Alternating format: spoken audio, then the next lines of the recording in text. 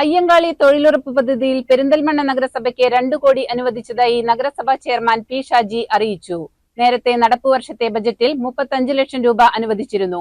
ഇതിനു പുറമെയാണ് 2 കോടി അനുവദിച്ചത്.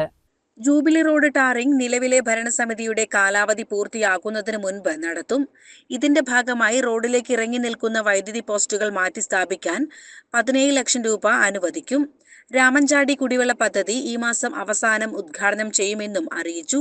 24-ാം വാർഡ് വളയംമൂച്ചിയിലെ വായനശാല കെട്ടിടം അറ്റകുറ്റപ്പണിക്ക് 1.5 ലക്ഷവും ദുബായ് പടി മുതൽ ഷിഫ കൺവെൻഷൻ സെന്റർ വരെ അഴുക്കുചാൽ നിർമ്മിക്കാൻ 12 ലക്ഷം രൂപയും അനുവദിച്ചു.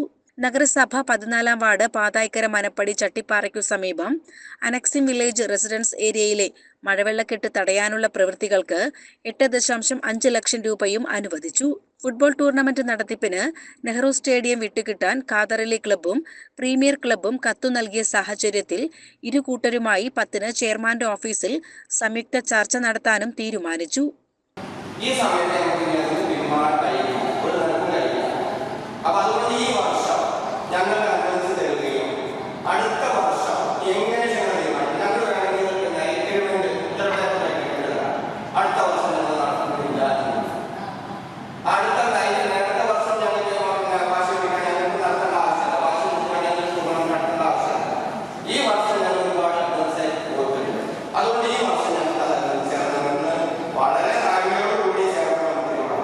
CCN പെരിന്തൽമണ്ണ.